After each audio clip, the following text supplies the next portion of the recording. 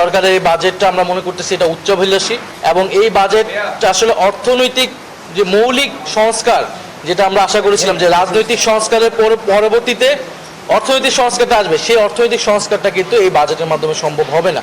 বাজেটে কিছু সৃজনশীল জায়গা তারা দেখিয়েছে, কিছু পণ্যের তারা কর কমিয়েছে, শিক্ষা, স্বাস্থ্য, সামাজিক নিরাপত্তা তারা বরাদ্দ বৃদ্ধি করেছে। এগুলো ইতিবাচক হলেও এগুলো আসলে বাস্তবায়নযোগ্য হবে না এই বাজেটটা আমরা মনে করছি। এবং সারা দেশে যে দ্রব্যমূল্যের ঊর্ধ্বগতি, বিদ্যুতের দাম যেইভাবে বেড়েছে এটা কিন্তু নজিরবিহীন। এত কম সময়ে এত বেশি পরিমাণ একসাথে বিদ্যুতের দাম বৃদ্ধি পায়নি এর আগে।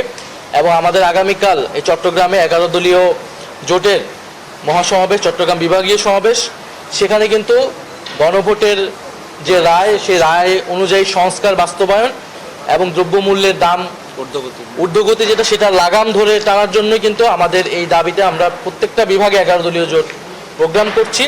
আমাদের এই পুরা মাস জুড়েই সংসদে এবং সংসদের বাইরে এই অর্থনৈতিক বিষয় নিয়ে কথাবার্তা হবে, আমরা কর্মসূচি চালাবো। এবং সবচেয়ে গুরুত্বপূর্ণ যে দুর্নীতি, এই বাজেট কিভাবে দুর্নীতি বন্ধ করবে। বড় বাজেট মানে সেটাকে কিন্তু বড় দুর্নীতি করারও সুযোগ থাকে। এই যে বিভিন্ন কার্ড বলেন, খাল খনন কর্মসূচি বলেন, সরকার দলীয় এমপিরা যে বরাদ্দ পাচ্ছে যেটা বিরোধী দলীয় এমপিরা পাচ্ছে না, তারা সেটা কীভাবে করছে, অর্থাৎ কোথাও কোনো জবাবদিহিতা নাই, কোথাও কোনো স্বচ্ছতা নাই।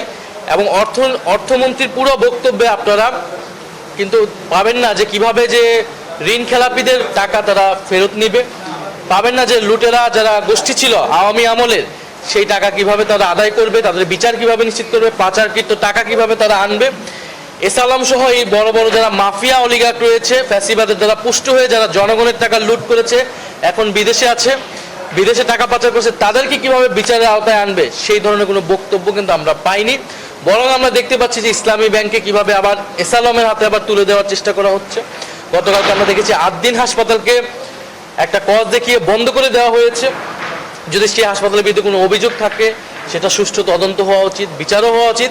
কিন্তু আমরা দেখতে পাচ্ছি সরকার একটা রাজনৈতিক প্রতিহিংসার জায়গা থেকে জামাত বলেন, 11 দলীয় জোট বলেন, তাদেরকে এক ধরনের কোণঠাসা করার চেষ্টা করছে এবং বিভিন্ন প্রতিষ্ঠানের উপর আঘাত আনছে। যেখানে আমাদের প্রতিষ্ঠান তৈরি করার কথা, বাংলাদেশে এমনিই প্রতিষ্ঠান নাই, ব্যাংকিং ব্যবস্থা যেই নাজুক খাতে পরিণত হয়েছে, এখন যদি 3 কোটি গ্রাহক বা আমানতকারী যদি ইসলামী ব্যাংক থেকে মুখ ফিরিয়ে নেয়, এটা কিন্তু অন্য ব্যাংকের উপর এই প্রভাবটা পড়বে। ফলে এই সামগ্রিক ভঙ্গুর অর্থনীতিকে দিশা দেখানোর মতো কোনো বাজেট এটা হয়নি। ফলে সেই জায়গা থেকে আমাদের এই সমালোচনাগুলো থাকবে। একই সাথে আমরা শুধু সমালোচনাই করছি, আমরা কিন্তু প্রস্তাবনাও দিচ্ছি।